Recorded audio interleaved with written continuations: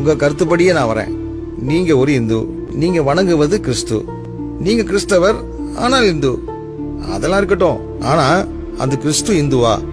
அவர் வெள்ளைக்கார கடவுள் தானே? அவர் வெள்ளைக்கார கடவுள் இல்லை. இயேசு கிறிஸ்து பாலஸ்தீனத்தில் பிறந்தவர். அது ஆசியா கண்டத்தில் இருக்கு. அவர் ஆங்கிலம் பேசவில்லை. அவர் பேசிய மொழி அரமேயம். இயேசு கிறிஸ்து என்பதற்கு ரட்சகர் என்று பெயர். அவர் உலக ரட்சகர் என்று வேதாகமம் சொல்லுவார். அப்போ நீங்க சொல்றபடி பார்த்தா அவர் இந்தியர்களுக்கு மாத்திரம் கடவுள் அல்ல, அவர் உலகத்தின் கடவுள் என்றால் ஏன் இந்தியாவில் அவரை முக்கியப்படுத்துறீங்க? இந்தியாவும் உலகத்துல தானே இருக்கு. இந்தியா இந்துக்களுக்கு மட்டுமே என்று சொன்னால், இந்தியாவை படைத்தது இந்து கடவுள் என்றால் வெளிநாட்டை படைத்தது யார்? இந்து மதம் என்றால் இந்திய மதம் என்று பொருள். உலகில் எங்கும் அமெரிக்க மதம், இங்கிலாந்து மதம் என்று ஒன்றுமே இல்லை. இப்படி நாம் பார்க்கும்போது கடவுள் பலராக தெரியும். எல்லா கடவுளும் ஒன்றுதானே? இல்லை, எல்லாருக்கும் ஒரே கடவுள்.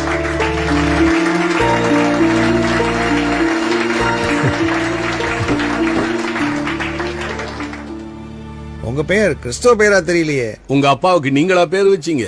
ஐ அப்ஜெக்ட் திஸ் யுவர் ஆனர். இல்லையா, நான் ஒரு உதாரணத்துக்கு தான் கேட்கிறேன். Your honour. பப்ளிக் ப்ராசிக்யூட்டர், உங்க ஆன்சர்?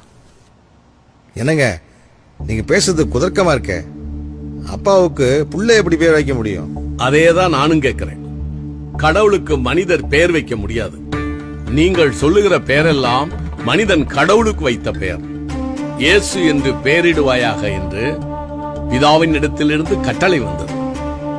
இம்மானுவேல் என்று அழைக்கப்படுவார் என்றும் பிறப்பதற்கு முன்பாகவே பெயர் வைக்கப்பட்ட ஒரே கடவுள் இயேசு கிறிஸ்து. இந்து பெயர், கிறிஸ்தவ பெயர் என்று ஒன்று கிடையாது.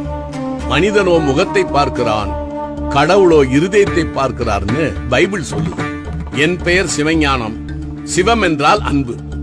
கடவுள் அன்பாயிருக்கிறார் என்றும் கிறிஸ்துவே ஞானம் என்றும் வேதம் சொல்லுகிறது. ஐ மீன் த பைபிள். ஆகையால் என் பெயர் கிறிஸ்தவ பெயர் தான். என்னுடைய மகனின் பெயர் குமரன். பிதா, குமாரன், பரிசுத்தாவி. இப்படி பார்த்தால் அவனுடைய பெயரும் கிறிஸ்தவ பெயர் தான். கனம் பொருந்திய நீதியரசரான ஐயாவின் பெயர் வெங்கடாசலபதி. வெம் என்றால் பாவம், கடம் என்றால் கடப்பது, அசலம் என்றால் மலை. உதாரணம் ஹிமாச்சலம், விருதாச்சலம். பதி என்றால் புருஷர். மலையின் மேல் பாவத்தை கடந்த புருஷன் அர்த்தம். அப்படி பார்த்தால் அதுவும் கிறிஸ்தவ பெயர் தான். உங்களுடைய பெயர் நாராயணன். நார் என்றால் நீர், அயனம் என்றால் படுத்துக் கொண்டிருப்பது. ஆவியானவர் ஜலத்தின் மேல் அசைவாடிக் கொண்டிருந்தார் என்று வேதத்தின் 2வது வசனம் சொல்லுகிறது.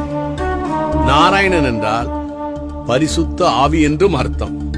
This is for your kind information. நீங்கள் இப்படி பேசுவது மத பிரச்சாரம் இல்லையா? இது மத பிரச்சாரம் அல்ல. ஏனென்றால் கிறிஸ்தவம் மதம் அல்ல, அது அனுபவம். மதம் மனிதன் கண்டுபிடித்தது. இயேசு கிறிஸ்துவே என்னை பின்பற்றுங்கள் என்று சொன்னாரே தவிர என் மதத்தை பின்பற்றுங்கள் என்று சொல்லவில்லை. ஆன்மீகம் வேறு, மதம் வேறு. மதம் மனிதன் கடவுளை தேடுவது, ஆன்மீகம் என்பது கடவுள் மனிதனை தேடுவது. இதுதான் வித்தியாசம். நான் மதத்தை பற்றி பேசவில்லை, ஆன்மீகத்தை பேசுகிறேன். பானி, வெள்ளம், நீலு, வாட்டர், கங்கை, கூவம் எல்லாமே தண்ணீர் தான். இவை மதங்களின் பெயர்கள். எந்த தண்ணீர் நம்முடைய தாகத்தை தீர்க்கின்றதோ அது ஆன்மீகம்.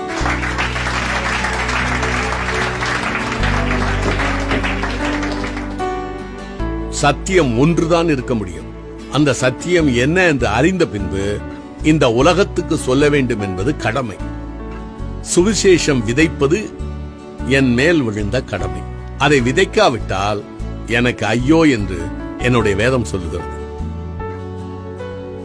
இந்த உலகத்தில் நமக்காக பிறந்து, நமக்காக வாழ்ந்து, நமக்காக உபதேசம் செய்து, சிலுவையிலே அறையப்பட்டு மரித்து 3ஆம் நாள் உயிர்த்தெழுந்து செல்லும் போது பயப்படாதிருங்கள், சதா காலங்களிலும் நான் உங்களோடு கூடவே இருக்கிறேன் என்று சொன்னவர் இயேசு கிறிஸ்து.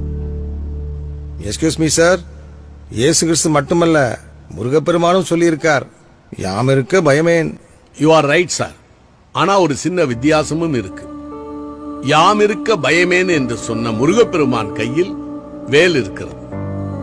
பயப்படாதிருங்கள் என்று சொன்ன இயேசு கிறிஸ்துவின் கைகளில் நமக்காக சிலுவையில் மரித்த காயம் இருக்கிறது. நீங்கள் உலகமெங்கும் போய் சுவிசேஷத்தை அறிவியுங்கள் என்று சொன்னவர் இயேசு கிறிஸ்து. அதைத்தான் ஒவ்வொரு உண்மையான கிறிஸ்தவனும் சொல்லிக் கொண்டிருக்கிறார். நானும் சொல்லுகிறேன். இதை ஏற்றுக்கொள்வதும் ஏற்றுக்கொள்ளாமல் இருப்பதும் அவரவர் விருப்பம். ஏற்றுக்கொள்வதற்கு